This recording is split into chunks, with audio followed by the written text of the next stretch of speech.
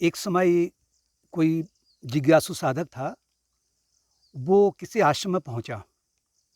यानी कि थोड़ा बहुत उसमें एक चिनकारी तो थी ज़रूर। और उस आश्रम में पहुँचा जहाँ की जो वहाँ के महात्मा हैं, वो महान योगी थे। यानी कि अपने उन्नत स्थिति में विराजमान थे। आत्मज्ञानी संत थे कहें तो। उनके बारे में सुना और वहाँ जाकर के उसने क्या किया, देखा कि आश्रम में बहुत सारे शिष्य हैं, वो अपने काम में लगे हुए हैं, सेवा कार्य में लगे हुए हैं। और कुछ समय के बाद में जब वो महात्मा जी के पास पहुँचा तो कहने लगा कि महाराज, मैं आपका एक महान शिष्य हूँ और आपकी बड़ी ख्याति है, मैंने आपके बारे में बहुत सुना भी हुआ है। जो आत्मज्ञान आपने पाया हुआ है, मैं चाहता हूँ कि आप तुरंत आज ही मेरे मन में उसको उड़ेल दें। यानी कि आज ही मेरे को आत्मज्ञान करा दें। और यानी दूसरी ओर कहें तो मेरी जो कुंडलिनी है, वो सहस्त्रार में आ जाए, सिर के अगले भाग में।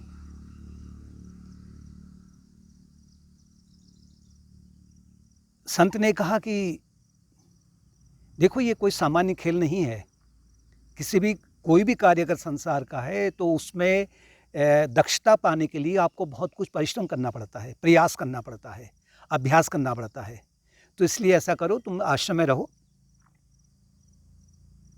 और यहाँ सेवा कार्य करो, साथ में जो उपदेश है उनका श्रवण करो, उनका मनन करो। मनन का मतलब श्रवण के बाद में उसको एसिमिलेट करो, उसको पचाओ कि मतलब क्या क्या कहा हुआ है। विचार करो, चिंतन करो अपने स्वरूप का। और समय आने पर जो आत्मज्ञान का जो फल है, जो मीठी खीर है, वो तुम्हारे हृदय के भीतर अपने आप ही आ जाएगी।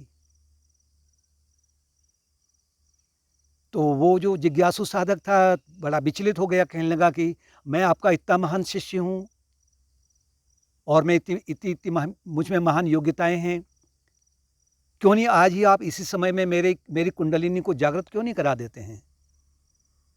तो बहुत कुछ वो, जैसे अर्जुन ने श्री कृष्ण से कहा ना पहले आरंभ में, बहुत कुछ उनको समझा रहा था। तो महात्मा जी ने विचार किया कि ऐसे नहीं मानेगा, इसको जो उपदेश है डायरेक्ट नहीं, उसको नहीं पचा पाएगा ये।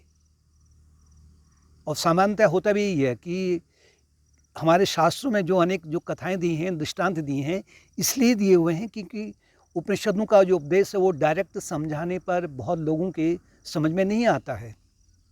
इसलिए उनको कथाओं के माध्यम से, दृष्टांत के माध्यम से, उदाहरण के माध्यम से उनको दिया गया है। तो महात्मा जी ने कहा कि मैं कल सुबह तेरे घर में आऊँगा, सुंदर सुंदर पकवान बनाए रखना, व्यंजन स्वादिष्ट। और मैं आऊँगा और मैं पहले भोजन करूँगा, उसके बाद मैं फिर जो ज्ञान मैंने पाया हुआ है अनंत जन्मों से, वो तेरे मन में मैं उसको उड़ेल दूँगा। जिज्ञासु बड़ा प्रसन्न हो गया, उसने कहा कि ये तो मेरी बाहर आ गई। तो जब जा रहा था अपने घर को तो आसपास जो साधक गण थे, उनको उसने एक हे दृष्टि से देखा कि ये इतने समय से, लंबे समय से यहाँ लगे पड़े हैं और अभी भी ये अपनी जो उन्नत अवस्था है उसको नहीं पा सके हैं, और मैं कल ही को मेरे गुरु महाराज मुझे वो दिला देंगे। घर गया वो, प्रातःकाल जल्दी उठा, नहा धो करके फिर उसने क्या किया, बड़े बड़े सुंदर सुस्वादु पकवान बनाए और समय पर महात्मा जी आ गए अपना कमंडलू लेकर करके, स्वागत किया गया उनका। तो महात्मा जी ने आते ही कहा कि भाई ऐसा कर, तूने जो व्यंजन बना रखे हैं उनको तो मेरे इस कठौते में, ये जो मेरा भिक्षा पात्र है इसमें तो ले आ। जैसे ही उसने महात्मा जी का वो भिक्षा पात्र पकड़ा तो उसमें से दुर्गंध आ रही थी। तो कहने लगा कि महाराज, ये इसमें से तो दुर्गंध आ रही है, बहुत दिनों से गंदा हो रहा है ये, मैं पहले इसको साफ कर लूँ, साफ करने के बाद में मैं फिर आपको व्यंजन दूंगा इसमें, क्योंकि आप मेरे गुरु हैं। इससे अनादर हो जाएगा अगर मैं आपको इसी में डाल दूंगा तो महात्मा जी ने कहा नहीं, ऐसा मत कर तू, मुझे बड़ी जोर की भूख लगी हुई है, तो अब भी इसी में डाल के ला, धोने वाली बात नहीं है, जब मैं भोजन कर लूंगा उसके बाद में तू धो लेना। तो वो थोड़ा सा अड़ गया, कहने लगा कि नहीं, मैं पहले इसे धोऊंगा, पहले अच्छी तरह से धोऊंगा, बिल्कुल जिससे जिससे कि इसमें से दुर्गंध बिल्कुल आए ही नहीं। महात्मा जी ने कहा कि जो तू मुझे कल कह रहा था कि मुझे तुरंत ही आत्मज्ञान करा दो, मैं उसका उत्तर देने के लिए आया हूँ। जिस तरह से तू एक ही दिन का 2-4 घंटे का जो बनाया हुआ पकवान है, व्यंजन है, तो इस मेरे इस अ, दुर्गंध वाले कठौते में, मेरी भिक्षा पात्र में नहीं डाल सकता है, तो क्या मैंने अनंत जन्मों से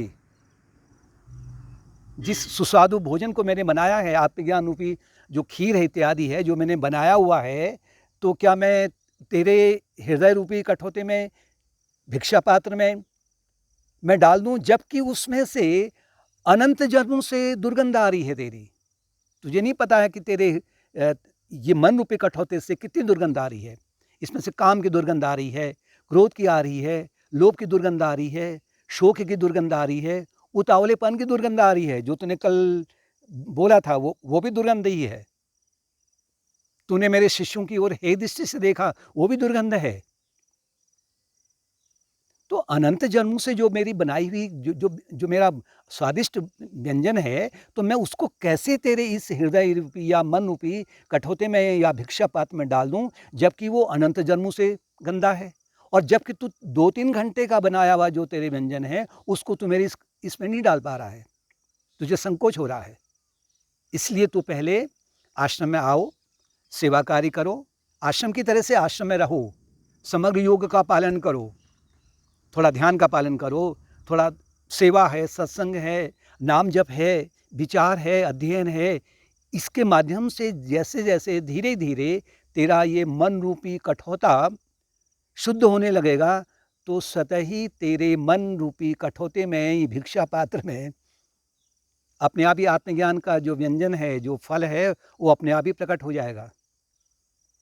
तो अधिकांश साधक जो जिज्ञासु जो आरंभिक इस अवस्था में होते हैं, जो थोड़ी-सी जिनको एक चिनगारी है जिनके पास में, तो उनको एक उतावलापन रहता है कि फला-फला आश्रम में फला-फला महान योगी रहते हैं और वो तुरंत ही कुंडलिनी शक्ति को जागृत करा देते हैं या तुरंत ही वो आत्मज्ञान करा देते हैं, सर पे हाथ रखते ही। और वो इसी उतावलेपन में वो एक आश्रम से दूसरे आश्रम में, एक गुरु से दूसरे गुरु के पास में निरंतर भटकते रहते हैं। और सामान्यतया वो जिसे कहते हैं झूठा गुरु, फॉल्स गुरु के पास पहुंच जाते हैं और वहाँ वो अपने आप को अपने आप को एक ठगा सा हुआ मान लेते हैं। उनको अनुभव में आता है बाद में, कुछ समय के बाद में।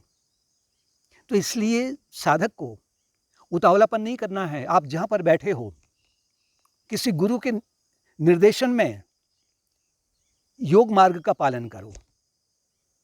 इससे क्या होगा कि धीरे-धीरे जैसे-जैसे आपका मन या चित्त शुद्ध होने लगेगा, दैवी गुणों से ये परिपूर्ण होने लगेगा, तो आपको फिर स्वतः ही ज्ञात हो जाएगा कि ये जो आत्मज्ञान रूपी जो बहुत स्वादिष्ट फल है, ये तो अब मेरे भीतर विद्यमान ऑलरेडी है। केवल उसका बदबू को हटाना है, दुर्गंध को हटाना है। तो उतावलापन नहीं करें और साथ में जल्दीबाजी नहीं करने का तात्पर्य ये है कि कुछ दिन किया, साधना की, फिर छोड़ दिया, फिर कुछ दिन किया, फिर छोड़ दिया। तो इस मार्ग को पकड़ने के लिए आपको दीर्घकाल, कोई समय नहीं है, निरंतर आप लगे रहिए। धैर्यपूर्वक, सत्कार से भी तो, यानी कि श्रद्धापूर्वक कि ये जो शास्त्र कह रहे हैं या जो महान योगी जन कह रहे हैं, उनकी बातों में विश्वास रख कर के आप साधना में आगे को